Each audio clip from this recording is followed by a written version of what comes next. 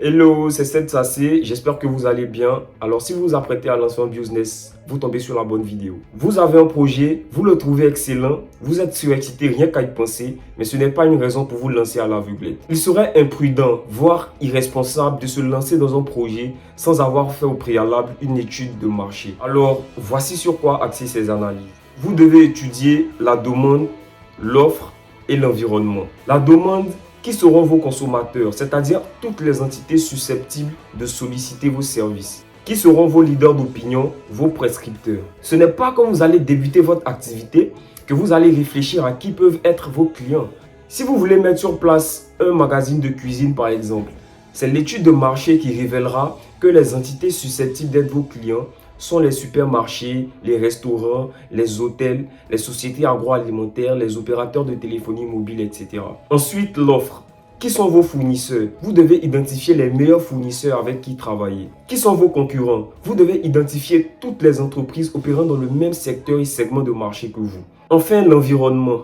Dans quel environnement économique, politique, social, technologique, écologique et légal allez-vous mettre en place votre entreprise? C'est cette analyse-là qui vous permettra de connaître toutes les lois en vigueur en rapport avec votre activité ou de savoir si le pays dans lequel vous êtes est suffisamment stable d'un point de vue politique ou économique. Après avoir analysé la demande, l'offre et l'environnement, vous connaîtrez les contraintes et les facteurs clés de succès de votre marché.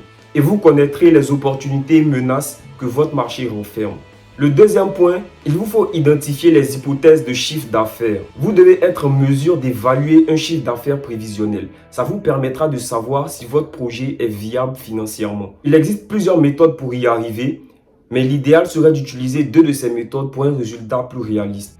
3. Vous devez élaborer une stratégie. C'est bien beau de faire des projections financières, mais il faut aussi trouver une stratégie en tenant compte des clients, des concurrents et de votre projet. Laquelle stratégie vous permettra d'atteindre le chiffre d'affaires que vous vous êtes fixé au préalable.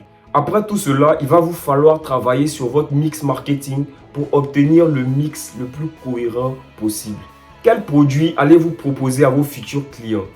À quel prix allez-vous les vendre? Comment allez-vous les vendre? C'est-à-dire quel sera votre réseau de distribution? Et surtout, comment allez-vous vous faire connaître? Après avoir défini les éléments de votre mix marketing, vous devez être en mesure d'apporter les éléments concrets qui serviront à établir votre budget prévisionnel. Vous devez savoir par exemple quel sera le coût de fabrication de votre produit, quels seront les coûts de commercialisation ou encore quels seront les coûts de votre communication. Ce sont toutes ces questions qui permettront de définir votre marge. Parce qu'on voit très souvent des commerçants débuter leur business avec des prix fixés au hasard et se retrouvent après à dire « Oui, moi-même là, mon commerce j'ai fait là, je ne gagne même pas grand-chose. » Mais frère, qui t'a forcé à fixer tes prix? Personne. Donc, assume.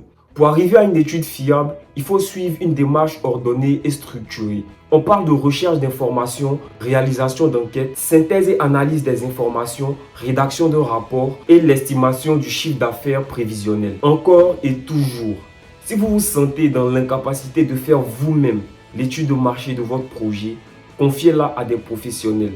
Parce que c'est votre projet, c'est vous qui portez un espoir en lui et vous devez plus que personne vous attarder sur toutes ces étapes. Parce que de nombreux entrepreneurs ont comme vous eu d'excellents projets mais ont tout bonnement échoué par excès de confiance. Conseille pas, mais c'est conséquences qui conseillent. Faites une étude de marché. Ainsi, vous réduirez les risques d'échec puisque vous aurez pris les mesures adéquates pour mieux cerner les forces en présence et ainsi vous implanter durablement sur votre marché. DMG réalise vos études de marché. Contactez-nous en DM par WhatsApp ou par mail aux adresses en description. Vous n'existez que si vous êtes visible, alors faites le pas.